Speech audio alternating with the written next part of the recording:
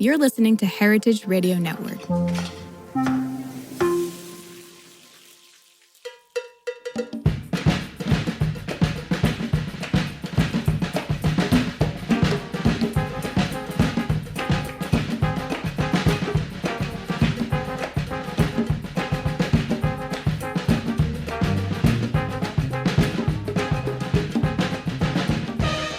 Well, hello. Welcome to All in the Industry on Heritage Radio Network. I'm your host and producer, Sherry Bayer, and it is Wednesday, June 19th, 2024. And this is our 390th episode of this series, which is dedicated to behind-the-scenes talent in the hospitality industry. This episode will be broadcast next week. Today, my guest is a very influential and inspiring leader in our culinary world, and I will introduce her fully in a moment. First, as I do on every show, I will start with my PR tip, and then later we will have my speed round game, industry news discussion, solo dining experience, and the final question. As the founder of Bayer Public Relations, I'm going to tip the show off with my PR tip of the week. So today's tip is to wonder. Yes, be curious. Seek to understand about the world and how things work and exist. Let's be open to exploring our curiosity and let our imagination run wild. Wondering can not only be good for our minds, with benefits for learning, creativity, and enjoyment, but also our souls. It can bring opportunities and help us develop as people. So let's tap into our curiosity and live with wonder, as it can lead to a wonderful life full of wonderment. That's my tip today. Okay, so I'm super excited to be back at our Heritage Radio studio in Bushwick, Brooklyn. And my guest today is Christina Grdovic, or Chris, as many call her. And she is recognized as an influential and inspiring leader in America's culinary world. Chris previously was the publisher of Food and Wine for over a decade and is currently the head of partnerships at Mark Lohr's Wonder, a new kind of food hall transforming delivery and mealtime. Chris is known for devoting the same endless energy and investment in nurturing people and culture as she does to refining strategy and building brands. With this powerful, focused combination, she has left an indelible mark on the companies and teams she's led. Without further ado, Chris, hi. Welcome to the show. Hi, Sherry. Thanks so much for having me. I'm thrilled to have you here. We just saw each other in Aspen. Now we're in Brooklyn.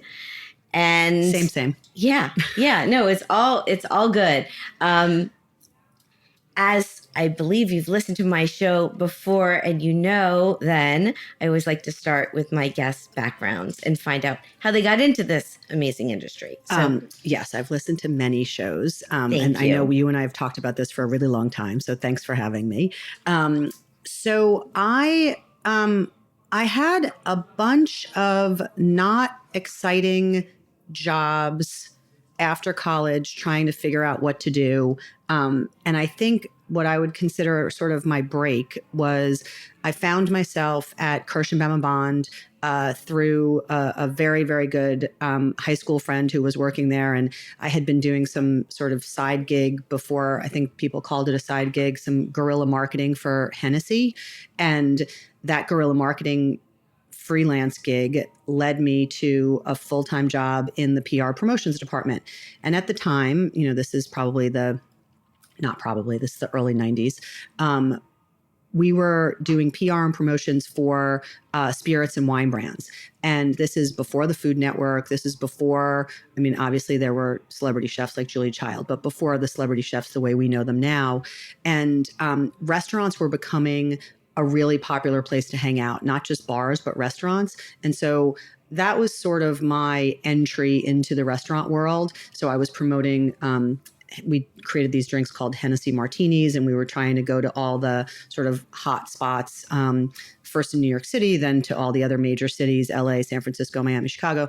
And then I worked on Grand Marnier and Moet and Hennessy, and everything brought me back to restaurants and chefs. And that was when I started meeting people and learning about that industry. And I think I had a love for magazines before that. I totally recognize that now magazines, sounds like sort of somewhat of a dinosaur medium. But at the time, it was a very, very, very exciting. The thought of working at a magazine was very exciting.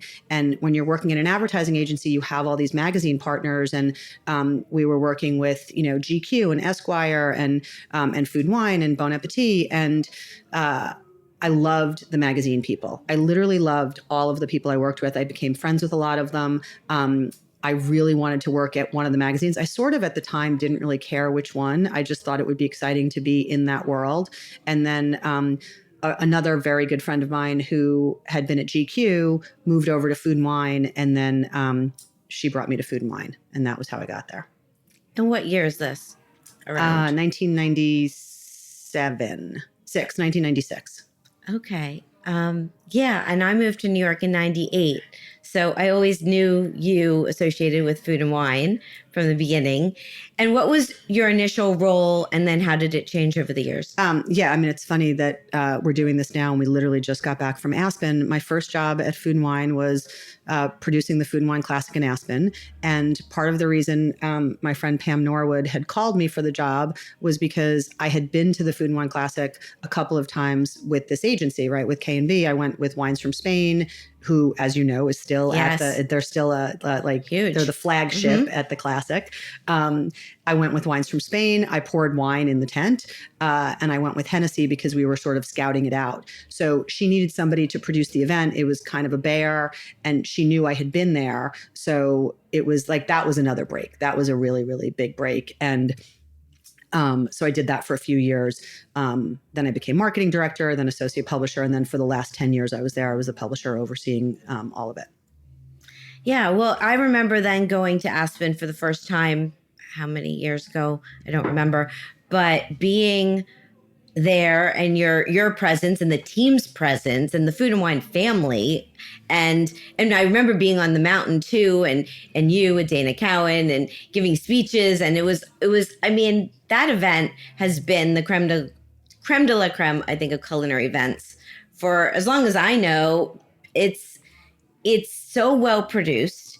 It's beautiful in Aspen, and it brings so much talent together. Yeah, I inherited the event, right? So I walked into something that was already incredible. It's obviously in Aspen. For anyone who has been to Aspen, it's a spectacular place. You just can't beat. You and I were just talking about how great the air is. And if you haven't been there, it's really hard to describe how the air can be so wonderful. So I got to start working on this event. And, this is a very long time ago, right? This is before cell phones and before everyone was walking around with, a camera in their pocket. And the production of the event was really the brainchild of, I'm sure you know Devin Paget. He's an Aspen local, and he's been producing the event for, I think, over 30 years. And he has always seen the bigger picture. He's always seen what's next. And so he was an amazing partner to do that with.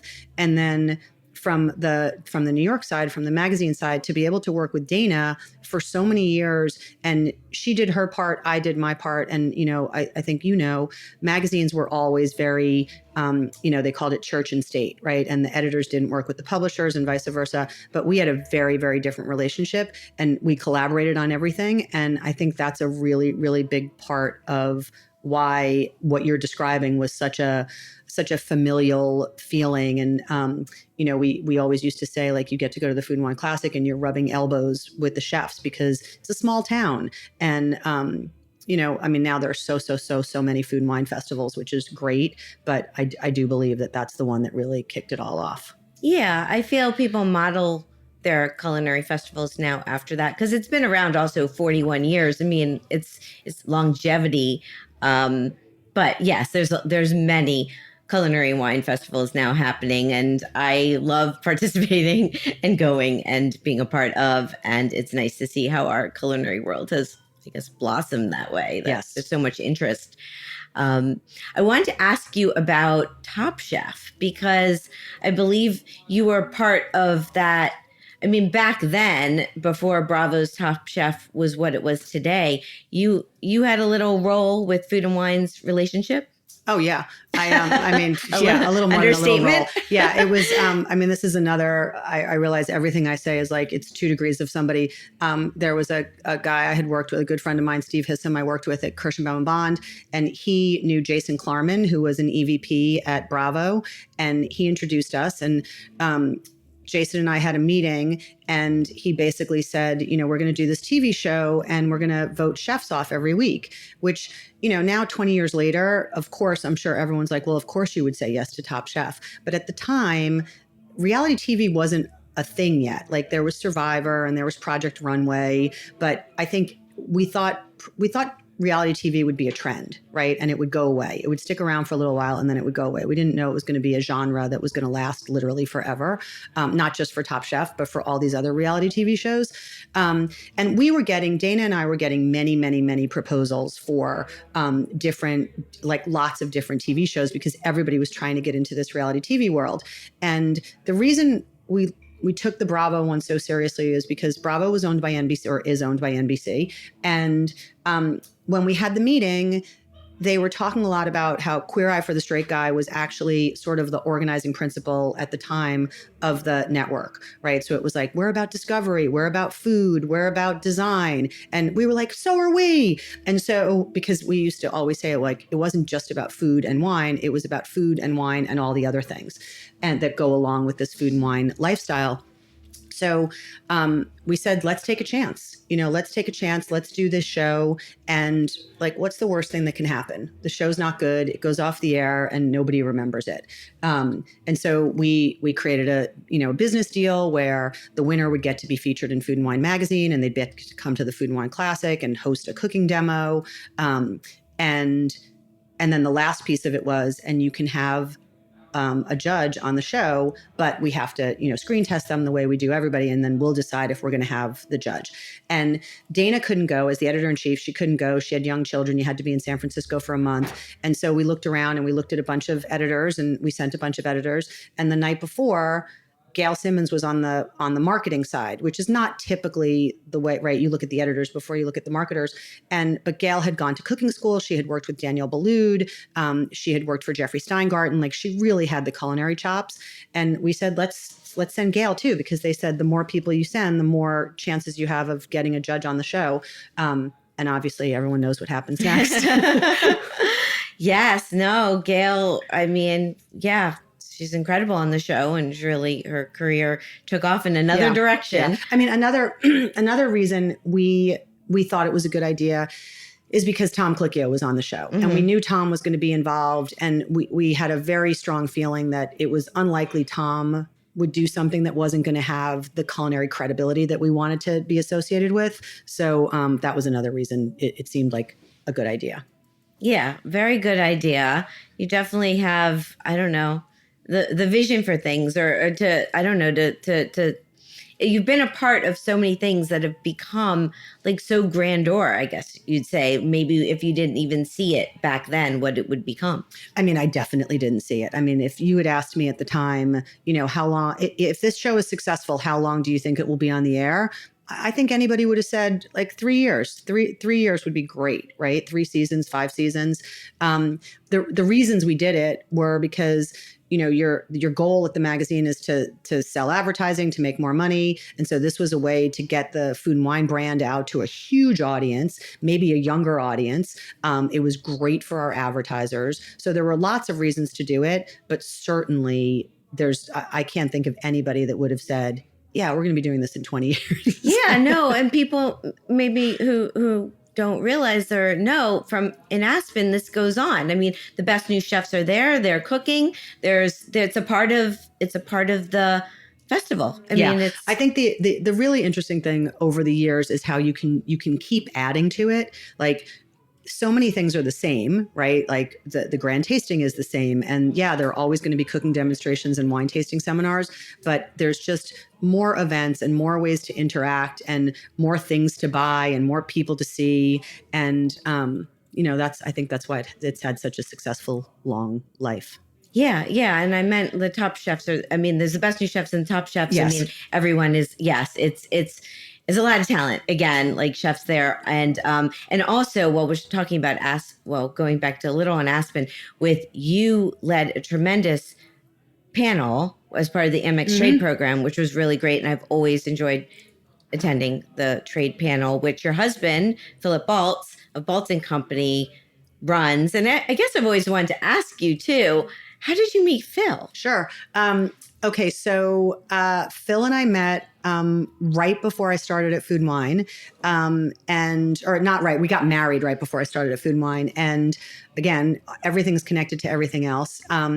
He was the agency he was working at. He has his own PR firm now, but at the time, the agency he was working for was doing the pro bono PR for City Meals on Wheels, and so he was organizing it. And he invited Anthony Giglio, who's one of the wine experts in Aspen, among other things. And Anthony and I were very, very good friends. And Anthony was working, I think, at the Wine Enthusiast at the time, and Phil invited him as a journalist. And Anthony said, I want to bring a date. And Phil said, well, you can't bring a date. It's a $500 ticket. Like, we can't do that. And Anthony was like, well, I don't really want to, he's not like you, Sherry. He's not a solo diner. So he didn't want to go by himself. And so he broke Phil down, and I went as his, friend and his plus one. And that's how I met Phil. And then we went to an after party at the Bryant Park Grill. I gave him, my business card, and he called me a couple of days or whatever. He called me the next day, and we went on a date a few days later. And then here we are, 27 years later. And now I feel even more lucky that I got to ride the gondola down with you, Phil, and Anthony. Right. I mean, I've known you all for a while. And actually, as you're telling your story, so Phil, the company, was it Kratz and Company? It was Kratz and Company. Wow, nice trivia. No. Well, my little story about how I met Phil, my friend Julie Katz, who was a family friend, was the bookkeeper there. And I was looking for work and opportunities, and I was going in and helping and doing some work. And she told me, at Kratz and Company, and she told me, you should meet Phil. And I clearly remember going by his desk, or his little... It's amazing. And having a conversation, and he was like advising me kind of on life or what I want to do, what direction to go in. It was before I was doing PR. Shortly after that, I ended up at KB Network News with Kareem Bakum. Right. Who's another alumni of Kratz and Company. And learned how to do PR. But yes, that's how I met Phil. Okay, I didn't know that. That's great. That's really good. So, this is so long ago. Yes. But I love that.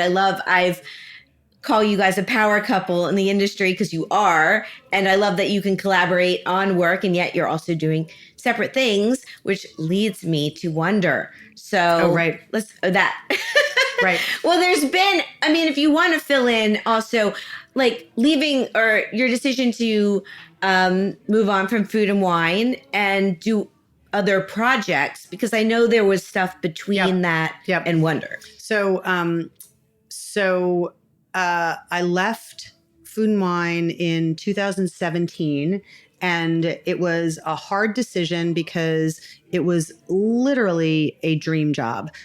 Everything about it, even when it was challenging and long hours and hard, it was just great. The work was great. The people were great. I can't oversell it. It was really, really, really exceptional.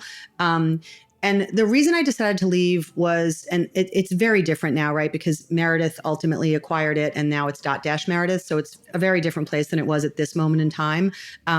We had been owned by American Express for many years, and then Time Inc. Bought American Express Publishing. And so it seemed like it was going to be the same but different. And it wasn't, because they were setting the company up to sell it to Meredith. And at the time, they were less interested in the individual brands and more interested in the verticals. And I'm such a brand person, and I was like breathing Food and Wine, right? It was my entire life. And I was not as interested in running the automotive category or the food category or even the travel category, right? I love travel. I ran Travel and Leisure before I left. But that wasn't as interesting to me as running the whole thing, where you get to do the sales and the marketing and the events and just being the brand steward. And so, and you know, I'm so grateful for my time there. I have no regrets. It was 20 years. It was a really, really, really, really good time. So I left, I took some time off. I traveled a little bit. I mean, I'm always traveling, so that's not anything different. And then some calls started to come in, mostly from like old clients that I had worked with at Food and Wine who were either at different places and looking for some help. And I ended up doing some consulting for Fever Tree mixers, Right. Because the president of Fever Tree had been the president of Belvedere, and we worked closely with them at Food and Wine. And even though Fever Tree is a global brand, they hadn't really been distributed in the U.S. And so he wanted some help getting the word out in the U.S. And they're such a great company and such a great brand. And I'll be an ambassador forever. And then I met Andrew Steinthal from The Infatuation at an SUS dinner with Andrew Zimmern. I sort of hate this story, but I'll tell it anyway. I didn't really know what The Infatuation was. And part of the reason I don't like that is because I was at Food and Wine. I wasn't paying attention to some of these digital brands. And I should have been paying attention because The Infatuation is really important and they do really good stuff. So I was lucky to go work there. It was my first dip in the water of a startup. Even though they had been around for several years. And so I did some sales consulting, and I'm a big ambassador of The Infatuation now because I love what they do. Well, there's a show in my archives with Andrew and Chris Stang. I got them on here. They call me an OG supporter because I went to their initial, what was the turkey leg? The immaculate, the immaculate infatuation. Yes, and I believe I called that show my non-industry show because they were always like, "We're not in the industry," and my show's all in the industry. But what they've done and with the brand is incredible, and you being a part of that, and also, I mean, there's so many thoughts I have in my head as you're speaking, just with Food and Wine. I mean, I've always been such a huge fan of the magazine and what you created, and Fever Tree fan too. So I'm with you on all of your work. So continue on with Infatuation. Yeah, I mean, the others were some small. I did some projects for some wine things. They're not as Fever Tree and Infatuation were the really big ones and really exciting. And it was nice because it was this similar world, but it was still different. Right. So it was nice. And then I got a call. The Wonder call came in, and at the time, the name of the company was Food Truck Inc. I didn't know that. Was never. It was always meant to be a working title, like a DBA, right? Yeah. It was never going to be the real name of the company. Mark Laurie knew the name of the company was going to be Wonder. He had bought all the IP, but initially it was stealth, and so. I had only worked in places where all I was trying to do was get as many people to possibly find out about what we were doing. But Mark's strategy was to launch this company and not really to sort of perfect it before you start doing press and promotions and things, because he wanted it to go out of the gate being perfect, right? And that was hard because I was so used to making sure that as many people came to the events and as you got as much press as you could. So it was called Food Truck Inc. And they asked me if I would help on a consulting basis, not full time. They asked if I would help introduce them to chefs. I didn't know who Mark Laurie was. I didn't know Mark Laurie was involved. I met this now really good friend of mine, Catherine Prime, who's one of the smartest people I've ever worked with. And she said, yeah, we need you to come in and help us identify what cuisines, and then within those cuisines, what restaurants we would go after, what chefs we would go after, and then, we'll negotiate the contracts. And I was like, sure. So I did that. And once I started pitching the business, and the chefs I was talking to, I would say 99% of them were interested. And because of their interest in this, and I'll explain what it is, it was really disrupting the food industry, the delivery industry. And because the reaction was so good, I was excited. I was really excited. And then at the end of the consulting gig, I went to go renew the consulting gig, and they said, why don't you come on full time? And so now I've been there almost 5 years. Amazing. Because I was going to ask on years. So you started with them before COVID. Yeah. And so sometimes because it is a food delivery business, sometimes people think it came out of the pandemic. But in fact, It was Mark's brainchild long before the pandemic. So why don't I tell you what it is, right? So we're disrupting the industry. And the idea was initially, the idea was people in the suburbs don't have access to as much good food as we do in the city, right? As many great restaurants. And the delivery apps were growing, exponentially, but it still wasn't an incredible experience, right? Even restaurateurs will tell you that like the delivery experience is only a fraction of what you're going to get in the restaurant, right? And so Mark's idea was, how can we bring great food, but also make it a better experience? And so initially the business was, I don't even know if you know this, but it was trucks, right? I do know that's why it was called food trucking. I know a little. I did know that, and I know a little about it from my friend Stephanie Carino, who was a part of the team. And I did. I mean, I did an event. I was working with Curious Elixirs for a while, and we did an event for the team at your beautiful offices in the financial district on the whatever floor. World Trade Center. Unbelievable. And also, I mean, this was from last year, but when my book Chef Wise came out, Stephanie invited me to go to your New Jersey office. Right, our R&D facility. And I did a talk with my book with the team, and it was really special. I got a tour. Yep. And so I may be a little more familiar, and I've ordered food. We can get to that, but I did know it started with trucks. Yeah. So the idea was really, really groundbreaking. And we were driving around the suburbs in these Mercedes Sprinter vans that had, really high-tech kitchens in the back of them. And the truck would pull up to your house. You'd order it from the app, just like you would order other food, except I would say ours is, our app is beautiful. The photography is fantastic. The storytelling's great. And the truck would pull up to your house, and then it would finish the food in the truck and deliver it to your home. And so now it's gotten to you faster, hotter, better. Everything about the experience was better. And you can imagine people during the pandemic were really, really excited about this service. And there's never been any question that the food is always great. We have incredible chefs at that R&D facility that you were in that come from some of the best restaurants like around from the not just New York, around the country, maybe around the world. They're really, really talented. And they really focused on making the food the best for delivery as it could be, right? So a typical restaurant is making sure that they're making the best food that they can deliver to the table, and then delivery is sort of a secondary thing. So for Wonder, the delivery was a primary thing, and we really optimized it and made sure we were doing it, again, like better, faster, more assortment, better quality. And you couldn't really deliver enough meals in a night on the truck. It just wasn't going to work economically.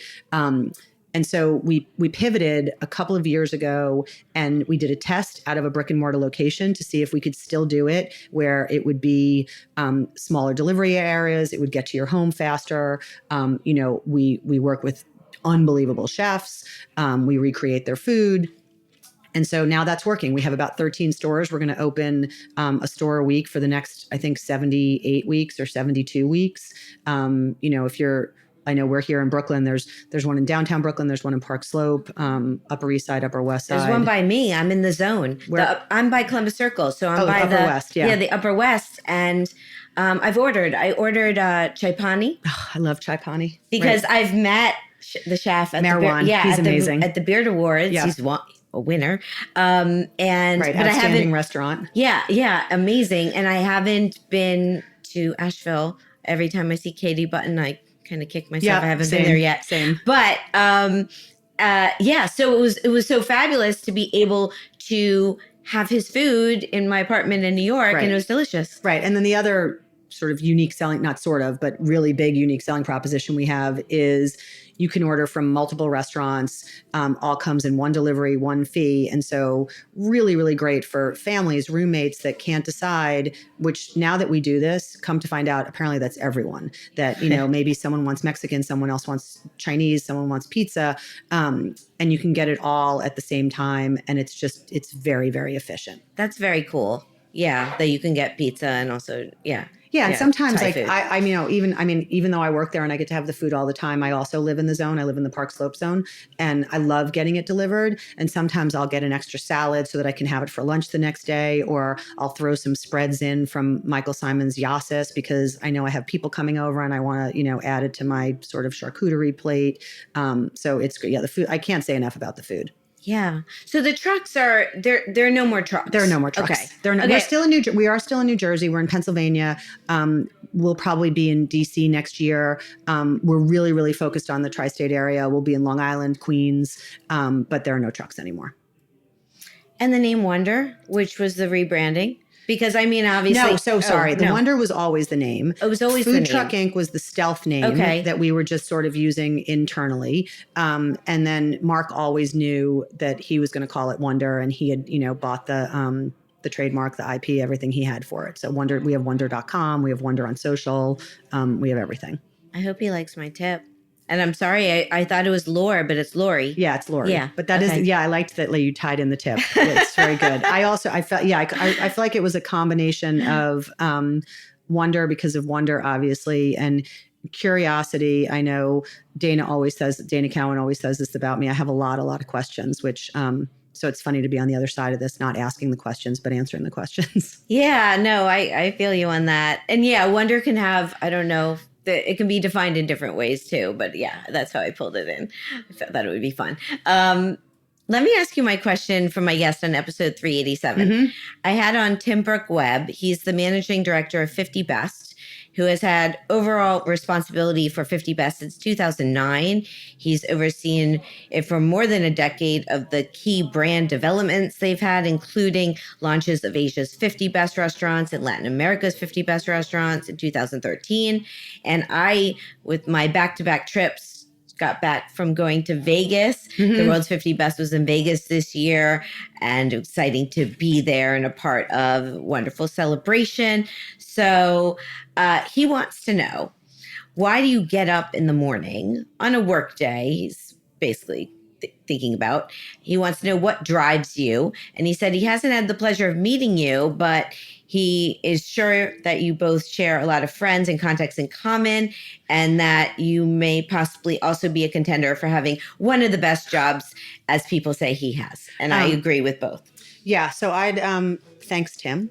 I look forward to meeting him. I did listen to that podcast because I actually do have a lot of questions. I've never been to, that's not true. I went to a 50s Best lunch many, many years ago at 11 Madison Park, but I haven't been to the events and I don't know that much about it. So it was great to listen to your interview with him because it gave me a lot of the answers. Good. And the answer to his question, what gets me out of bed in the morning is, well, truth be told, I have a puppy. I have a new puppy. So that's what gets me out of bed in the morning because he needs to get up and out.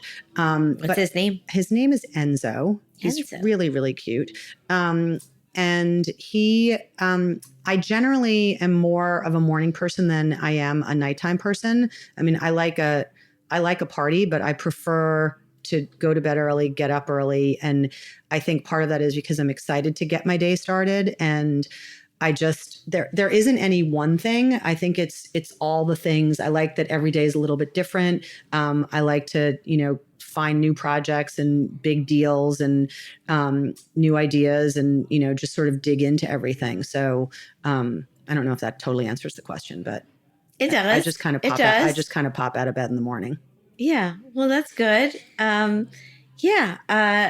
You're more of a morning person than me, but I know you can throw a good party. I like a good party, but I don't really like to stay out too late. Yeah. So before we take a break, just like what would you say you love most about everything you do, or what would be the biggest challenges? I think what I love most about it is that it's funny. I think some people might think this is a challenge, but I don't think it's a challenge. I think what I like most about it is that it is my personal interest that has become my professional life. I love food. I love wine. I love traveling. I love traveling for food. I love discovering food on trips. Like all of that is together, and I love entertaining. Phil is a really, really good cook, so we are always eating really well. And so I think that flows into the work. And so if you're doing research for work, right? Or like, for example, if you need to dig into 50's best because that's a great list and you need to know who are those chefs and where are those restaurants and who are the up and coming people, I'm also interested in that personally. So I like that. I like that those things are all merged. The challenge, I would say, my gosh, I think there are so many challenges, right? I think for me, the biggest challenge was publishing changing so drastically. I don't think, when I got into magazines, I thought that, I know magazines still exist and print is definitely not dead, but it's a very, very, very different business. Being the publisher of a magazine is not what it used to be. Same like being the editor-in-chief is not what it used to be. It's great, but it's different. And so I think that really set me on a different path, which is interesting, but I would say definitely challenging. And then I think the other challenge is that everything is moving so fast and changing. And, the things I worry about are like, I want to make sure that I'm using AI the way I'm supposed to be using AI, but it's hard to keep up. So I would say those are the top challenges. Yeah, no, I'm with you. I agree with all of that. And well said.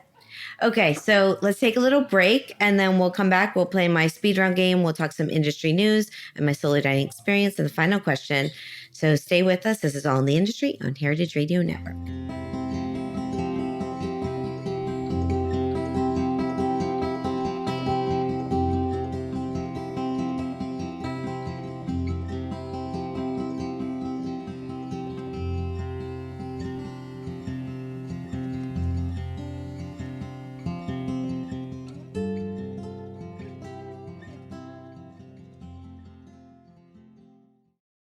Welcome back to All in the Industry on Heritage Radio Network. I'm your host and producer, Sherry Bayer. My guest today is Christina Grdovic, or Chris, who is previously the publisher of Food and Wine for over a decade and is currently the head of partnerships at Mark Laurie's Wonder, a new kind of food hall transforming delivery and mealtime. Chris, it's time for my speed round. I'm ready. I know. I know you're ready. I don't even need to give you my sample, but I'm gonna chocolate or vanilla. I give you choices. Vanilla. Vanilla. There you go. That was the test. You're gonna be great. And here we go. Eat in at home or eat out at a restaurant. In. Took deep thought. Indoor dining or al fresco dining.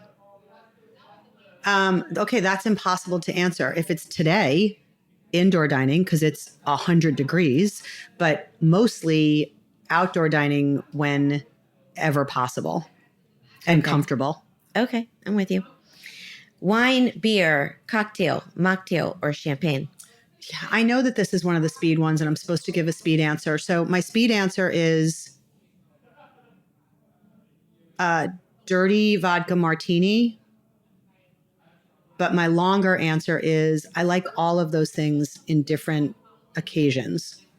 Okay. That's great. Champagne at a party, wine with dinner, mocktail, sometimes to kick off the evening. Never beer, though. Never beer. Okay. Never beer. I used to be a big beer drinker. Not so much anymore. Okay.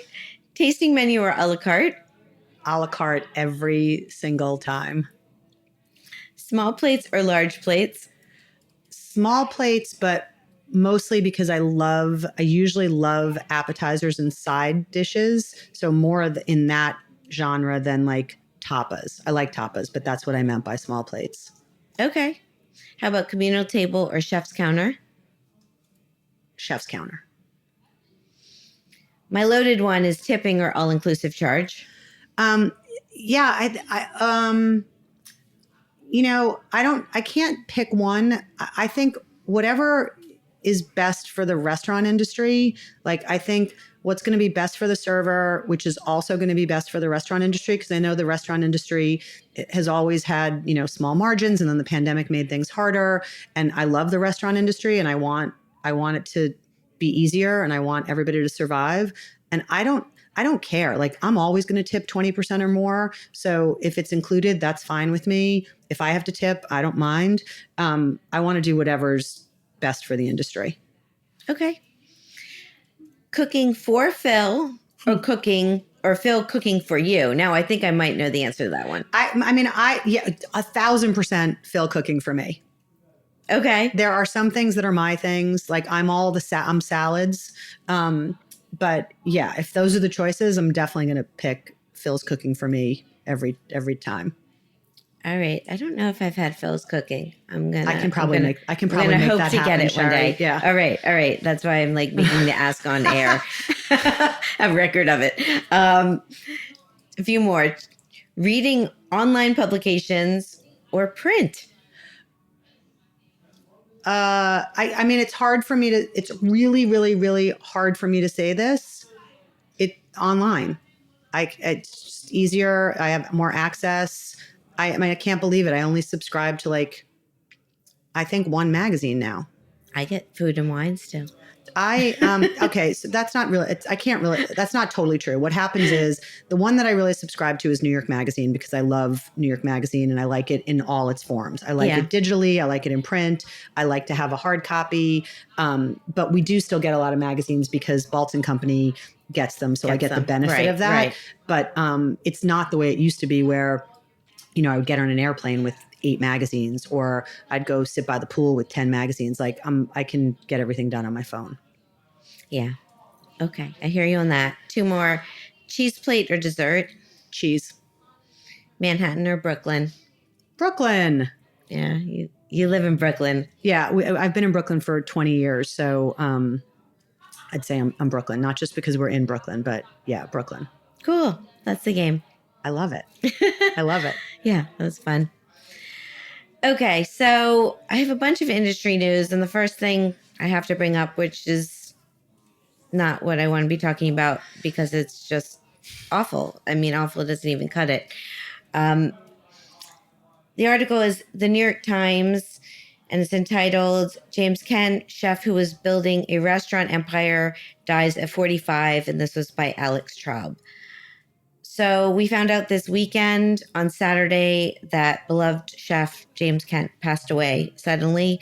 It was a heart attack, and he was 45, as I just said, which I'm having a hard time processing that he's gone. I was friends with him. I knew him through the industry. I had him on the show, which I'm going to rebroadcast my episode 253 with James, which we did in June 2020. I mean, if every time now I open Instagram, there's a tribute to him.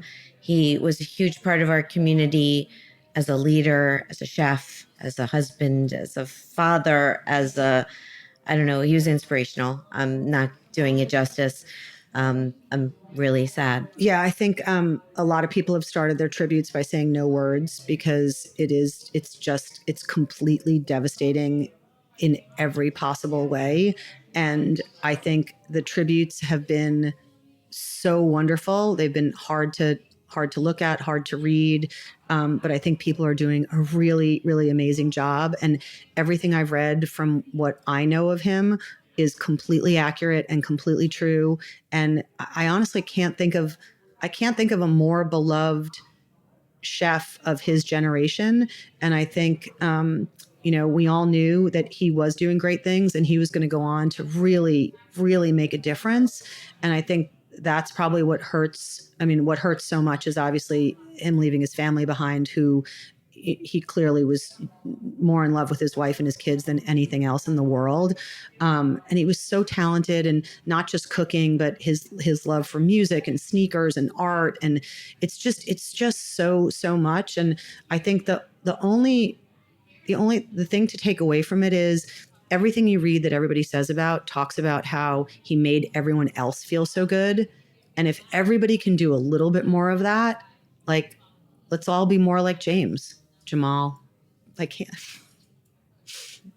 Yes. I started my post, no words. And I also wrote a post with I did a little yoga in Aspen before I left because we found out in Aspen. And when I would see James and Kelly, his wife, his beautiful wife, at events, and I often saw them, we kind of ran the same circuit. And our conversation a lot of times led to yoga, and they were both big runners. And so I posted about that and exactly what you just said, how he made me feel. I mean, I shared on the show, I went 2 years ago to celebrate my 20 years of sobriety, not drinking. And Congratulations. That's thank you. Impressive. It was a big milestone. And I was like, what do I want to do? And I went to Saga and I dined there. You know, solo dining's my thing, but it was so special that I have that memory. And he was there. And I mean, it was, I don't know, no words. So somebody said, this is going to be raw for a really, really long time. And I think that's very, very true. I think it's going to be really hard for a really long time. I agree. My heart goes out to Kelly and his kids and his whole Saga restaurant group and family. And I mean, I call him a friend, but I wasn't as close with him as many people I know. I know our industry is hurting right now. So big love, sending big love. And I'm going to broadcast that episode before this airs. So you will hear from James in our conversation, which was actually recorded in June 2020 during the trying times of COVID. So, right. I'm sure he has lots of great advice, and it'll be really, really hard to listen to, but I think it's great that you're going to do that.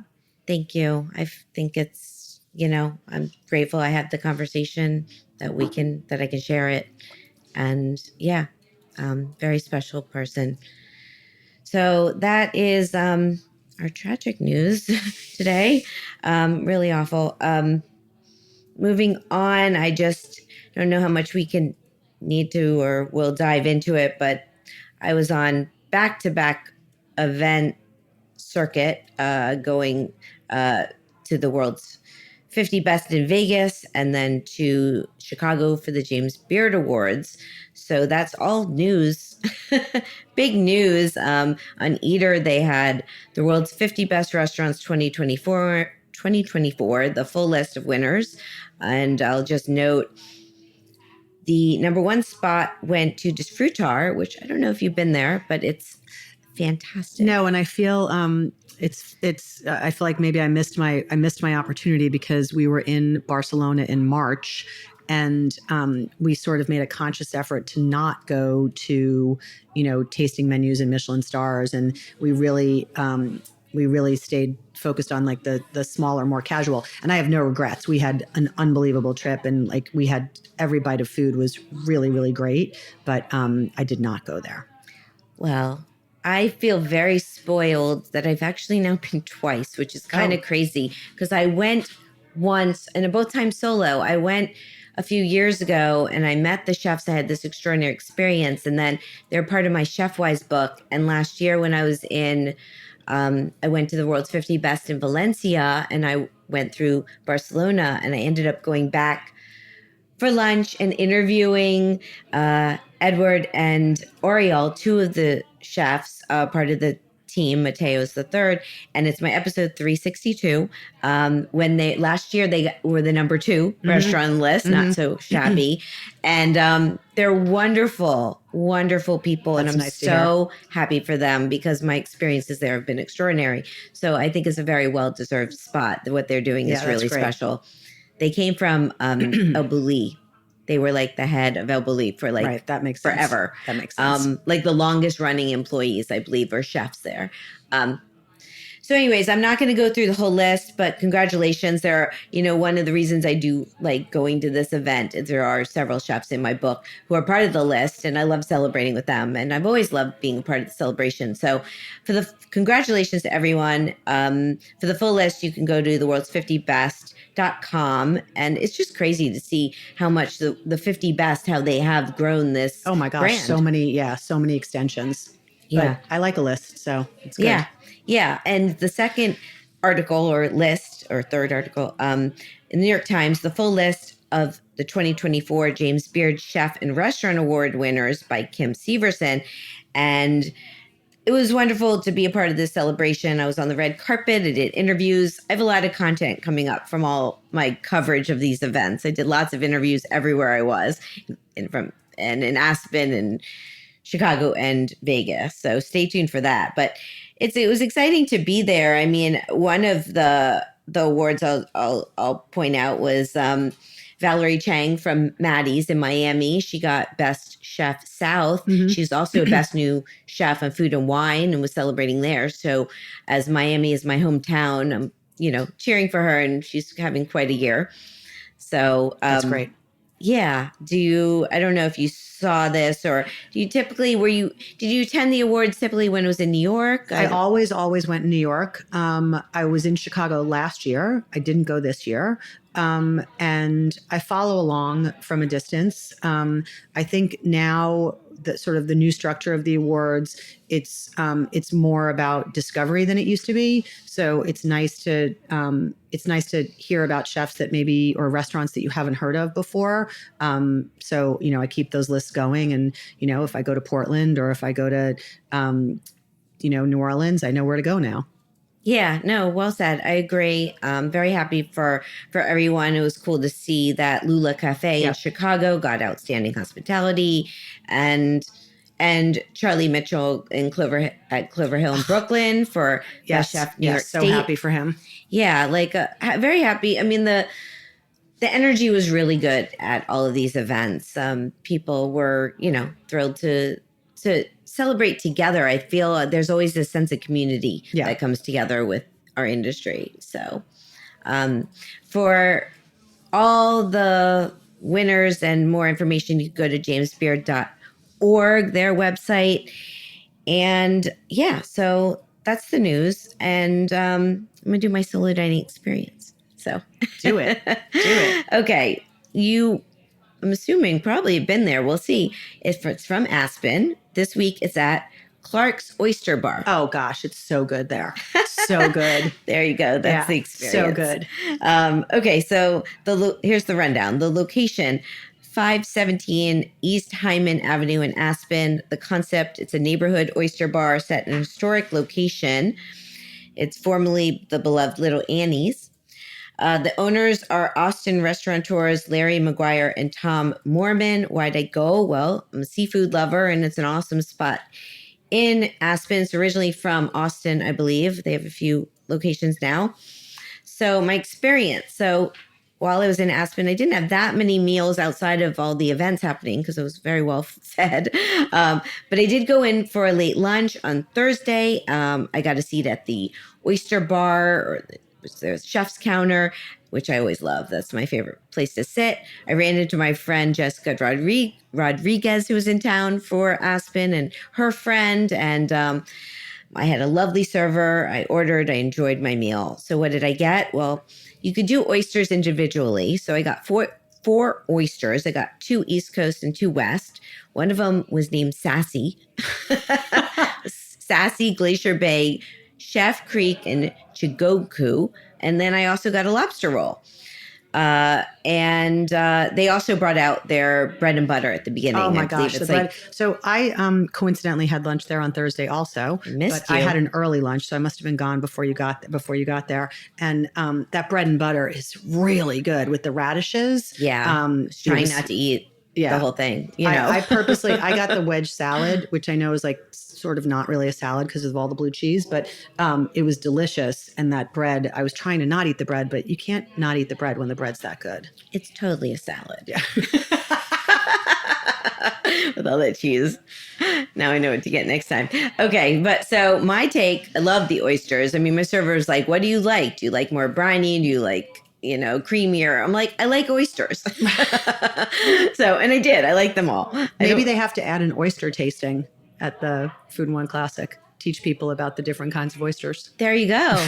Who's going to teach that? I don't know. That's risky business. I don't think anybody wants to do that. Yeah. Not everyone loves oysters, or no. people get intimidated by them. But I feel like in the right place, it's so good. Yeah. And these were so good. I mean, this is the right place, and also the right place to get a lobster roll. Yeah, that's what I was going to say. I think we should let Clark's just do the oysters because they're doing a great job. Yeah.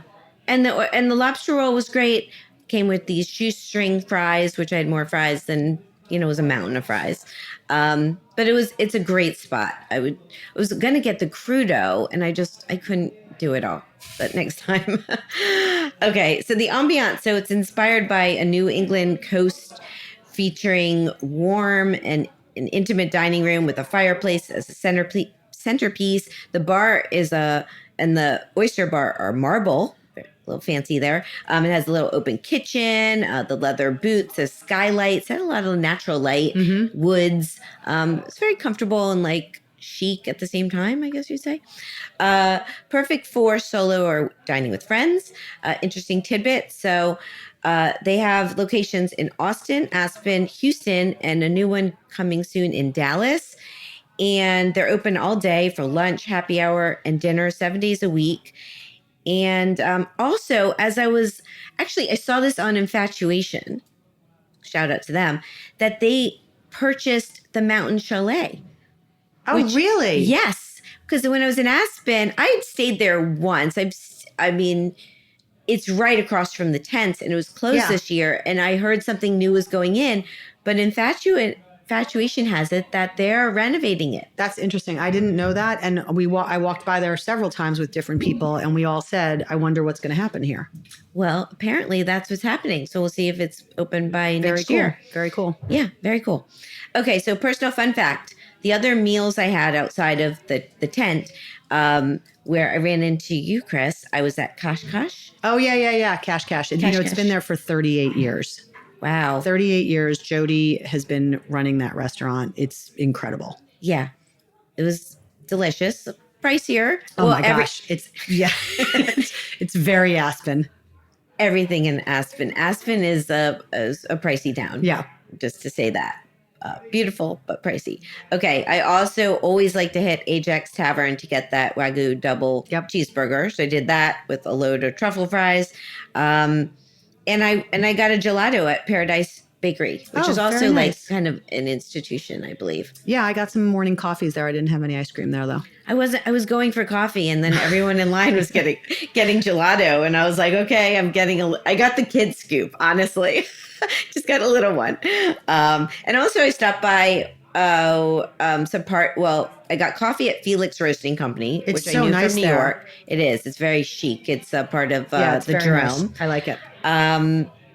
I went to open table party at Matsuhisa, and there was a party at Molly's that I stopped by that Tim Hollingsworth did, and he was doing chicken tenders and fries, and that was fun. Yeah, I didn't go to that, but the Molly is new, and it seems like a really nice addition. Yes, well, I believe it was the Molly Gibson, which was it's a very I was staying nearish by there, and I was walking by, and I could see like the fire pit, and it just looked very welcoming.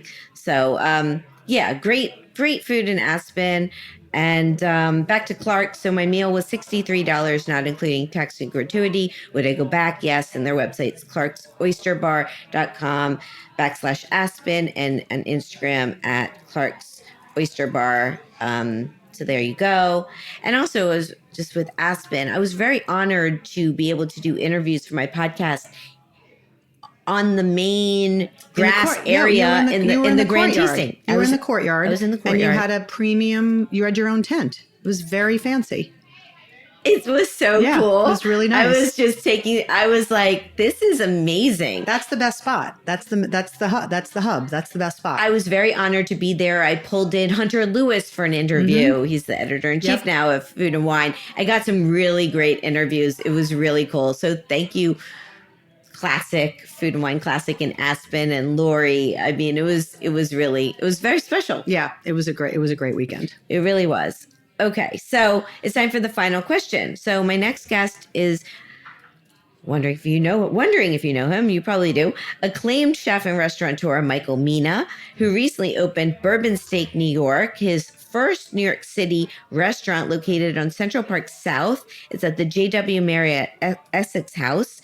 and it's a reimagined modern take on the quintessential American steakhouse. Michael is an award-winning chef and the executive chairman of Mina Group, a collection of restaurants throughout the U.S., which includes Pabu, Sorrel, Mina's Fish House, the Bungalow Kitchen by Michael Mina, and Bourbon Steak. He's got a lot going on. He always has. And I got to meet him. I went in for dinner at Bourbon Steak right before all these trips, and super nice. I had a great meal. So what would you like to ask Michael? Well, I feel like I'm just gonna tie it all together because the panel that I moderated in Aspen for the Amex Trade Program was growing your brand, taking the next step. And when I was preparing for the panel, I was asking a lot of the chefs, when we were walking around Aspen, talking to John Shook and Kristen Kish and whoever about how they grow their brand and take the next step. So I would say to Michael, and I do know Michael, I can't remember which restaurant it was. We did a Food and Wine Awards at his restaurant in San Francisco when he launched it. I mean, this is so long ago. And so I think this is his first time in New York City, right? So the question would be, I'm sure you've gotten many offers to open in New York City. Why now? Yeah, no, it is. It is. And that's a great question.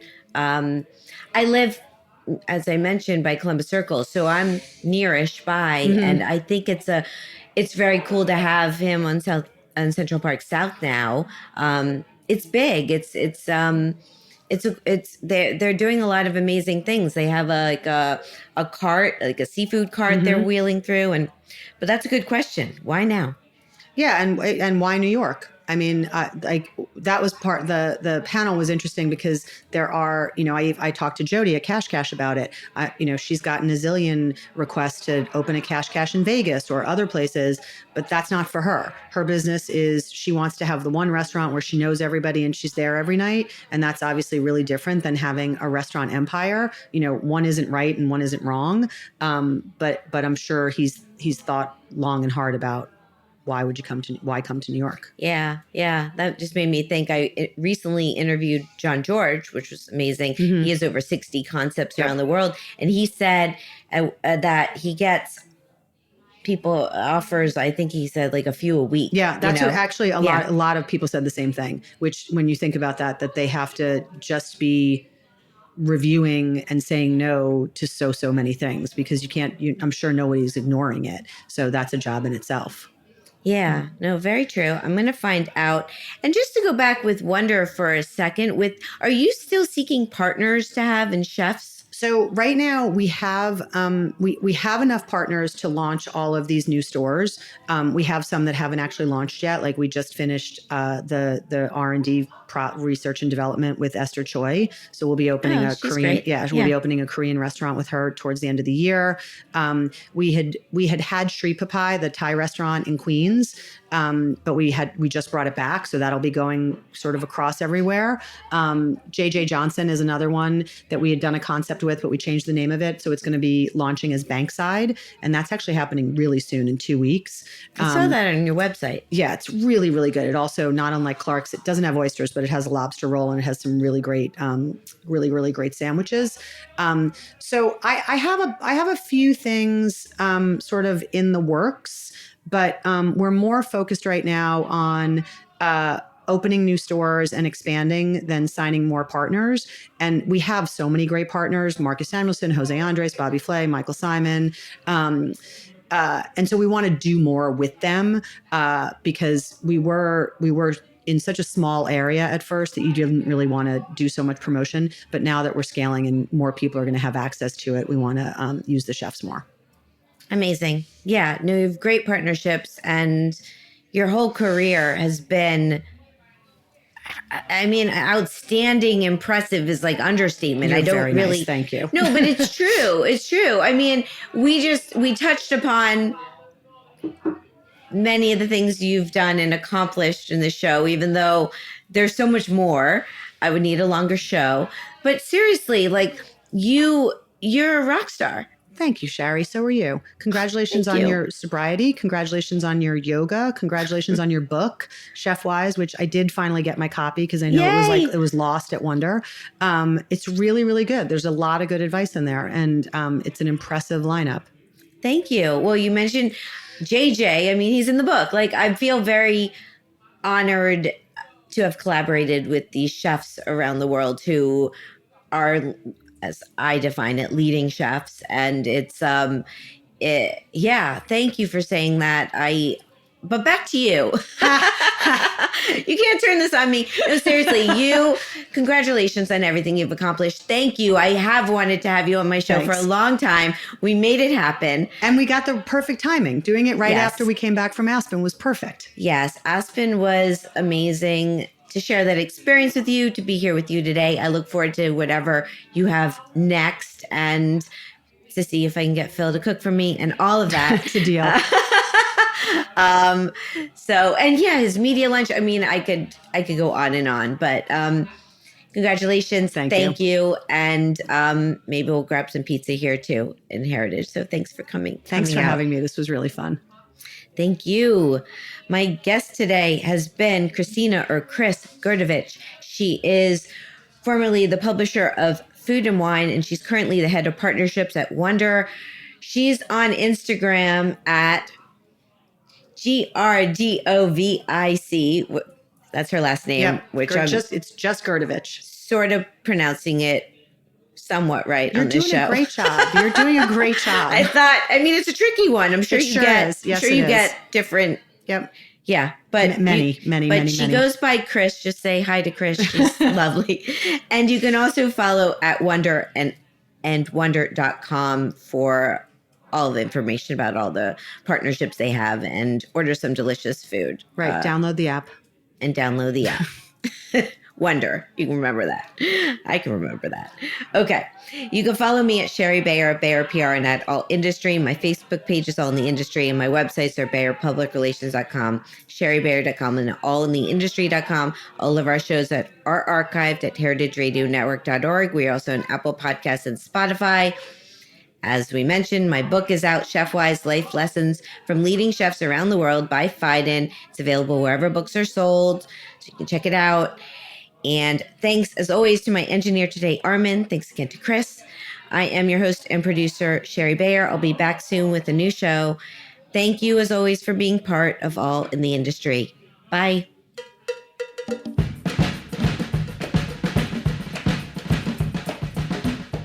All in the Industry is powered by Simplecast. Thanks for listening to Heritage Radio Network, food radio supported by you. Keep in touch at heritageradionetwork.org/subscribe.